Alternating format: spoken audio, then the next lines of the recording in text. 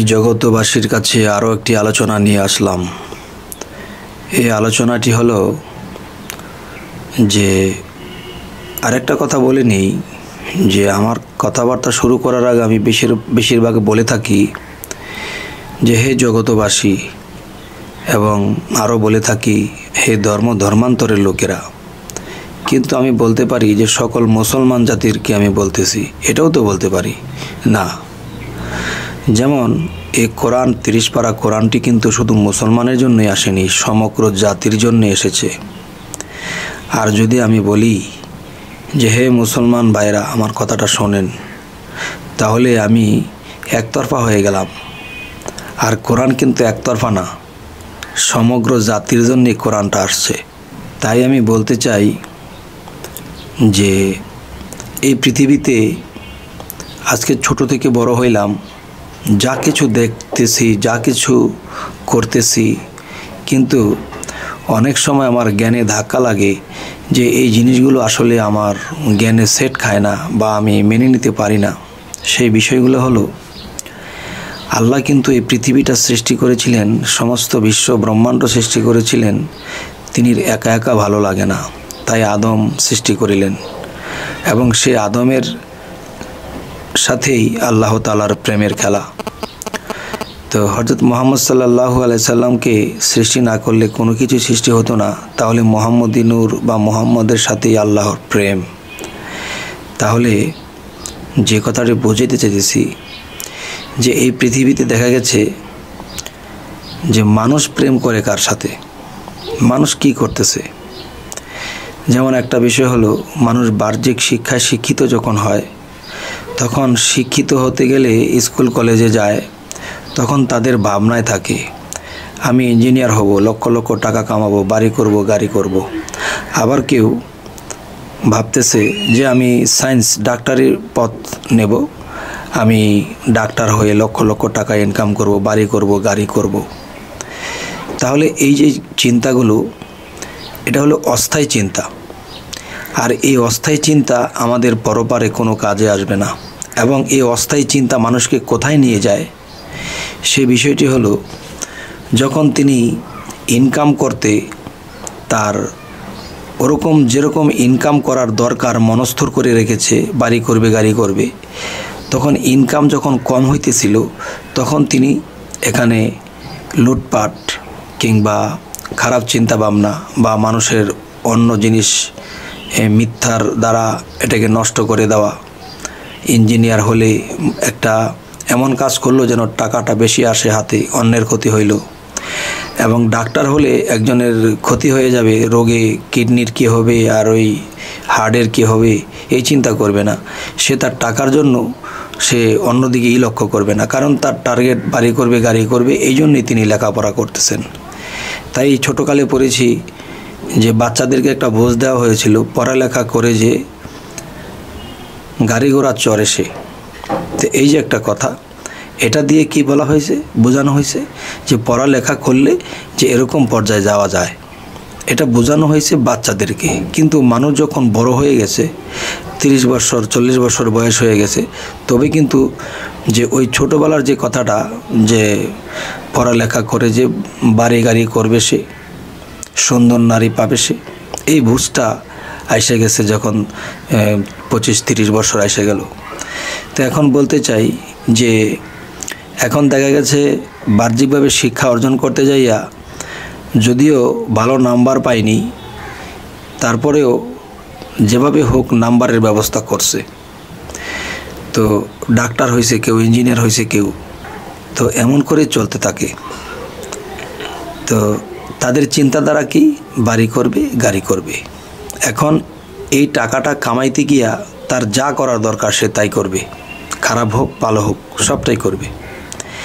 তাহলে দেখা গেছে এরা হয়তো কোনো দিন মানুষেরটা আত্মসাৎ করে হোক বা দুর্নীতি পথে হোক, সে বাড়ি গাড়ি একদিন করছে, করার পরে কিন্তু সে একদিন বয়স হয়েছে, মরছে।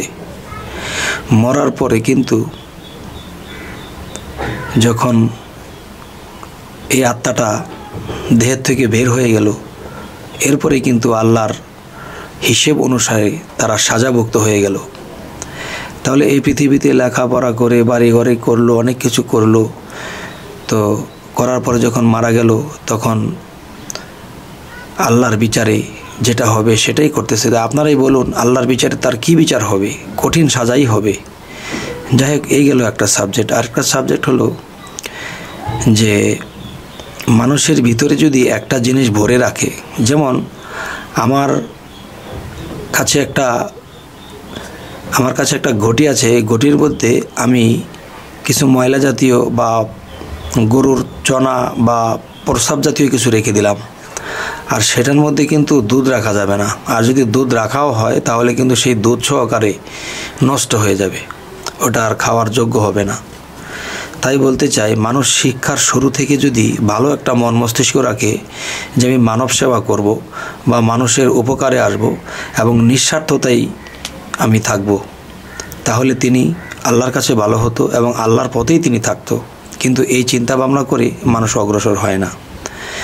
যাই হোক, এখন যে আরেকটি কথা বলবো সেটি হলো, যারা MA ডিগ্রি, লন্ডন PhD নিয়ে আসছে, এদের মধ্যে 100 ভাগের মধ্যে 2-3 জন পাওয়া যাইতে পারে।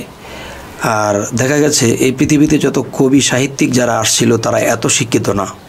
কেউ 8 পাস, কেউ 10 পাস, কেউ 6 পাস, এর বেশি না। আবার কেউ দেখা গেছে পড়ালেখাই করেনি, যেমন লালন ফকির, তার শিক্ষাগত যোগ্যতা নেই বা তার কোনো সার্টিফিকেট নেই, কিন্তু সে যেই ভাষা দিয়ে লিখে গেছেন, সে যেই বইটি বের করে গেলেন, তবে দেখা গেছে যে তার বইটা বুঝতে গেলে অনেক বড় জ্ঞানীর দরকার। এবং তিনি তো কোনো স্কুল ভার্সিটিতে পড়েন নাই, তবে এত জ্ঞান তিনি পাইলেন কোথায়? এই জ্ঞানের কথাগুলো অনেক জ্ঞানী যারা জ্ঞান অর্জন করছে পুস্তকের দ্বারা, এরা এর কথা বুঝেনি না। তারপর আরেকটা লক্ষ্য করুন যে কাজী নজরুল ইসলাম কিন্তু 8 পাস। তো 8 পাস যদি হয় তো তার যে কবিতাগুলো ওই ইউনিভার্সিটিতেও আসে, ওখানে এই কবিতা বুঝতে গেলে মাথা ঘামে। তাহলে ইউনিভার্সিটিতে এই কবিতা আসে, এরা তো পানির মতো বুঝবে। 8 পাস লোকের লেখা ইউনিভার্সিটিতে বুঝতে তো কষ্ট হবে কেন? তাহলে বোঝা গেল যে মানুষ শিক্ষিত হলেই যে তিনি জ্ঞানী। জ্ঞানেরও কিন্তু 2টা ভাগ আছে, একটা হচ্ছে রুহানিয়াত জগতের জ্ঞান, আর একটা হলো বাহ্যিক জগতের জ্ঞান, সামাজিক জ্ঞান। কেউ অর্থনীতির জন্য উঠে পড়ে লাগছে, এখানেও একটা জ্ঞান খাটাই আছে, ইনকাম করতেছে। আরেকটা ইনকাম আছে যে পরপারে পার হইতে হলে যেই সাধনা, যে আমল, যে পথ, এগুলোও লাগবে। এখন দেখা গেছে যারা উচ্চস্তরের উলিয়া হয়েছে, যারা উচ্চস্তরের কোনো কবি সাহিত্যিক হয়েছে, তাদের মধ্যে দেখা যায় বেশিরভাগই তারা শিক্ষিত কম বলতে একেবারেই কম। কিন্তু দেখা যায় তারা যে ভাষা এবং যে কথা লিখে গেছেন, বলে গেছেন, এদের কথাগুলো একজন ইউনিভার্সিটির ছাত্রর মাথায় ধরে না। তাহলে এখান থেকে তো বোঝা উচিত। আরেকটা বিষয় হলো যে আমাদের হযরত মুহাম্মদ সাল্লাল্লাহু আলাইহি সাল্লাম, তিনি কোন মাদ্রাসায় পড়েছিলেন? তিনি কোন ইউনিভার্সিটিতে পড়েছিলেন? তিনি বাহ্যিক কোনো মাদ্রাসা বা ইউনিভার্সিটি বা কোনো স্কুল কলেজে পড়েন নাই। তিনি কি করেছেন? তিনি পড়েছেন সেখানে যে আল্লাহর রুহানি জগতের স্কুলে পড়েছেন তিনি। তাহলে এই পৃথিবীতে উলিয়ারা যাহারা আসছে তারাও আল্লাহর রুহানি জগতের স্কুলে পড়ে।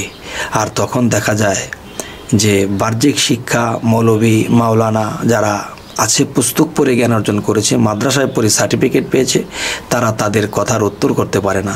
কারণ তারা যা কিছু পড়েছে থিওরিক্যাল, আর তারা সাধনার মাধ্যমে আল্লাহর সাথে সংযুক্ত হয়ে তারা হয়ে গেছে প্র্যাকটিক্যাল। তাই এই কথাগুলো বোঝানোর জন্য আজকে আমি এই কথাগুলো বললাম। যদি আমাদের এই কথাগুলো ভালো লাগে, আমাদের আরও ভিডিওগুলো পেতে আপনারা এই চ্যানেলটিকে সাবস্ক্রাইব করুন। এর মাধ্যমে বাকি ভিডিওগুলো আপনারা পেয়ে যাবেন ইনশাল্লাহ। আজ এই বলেই রাখছি। আল্লাহ হাফেজ।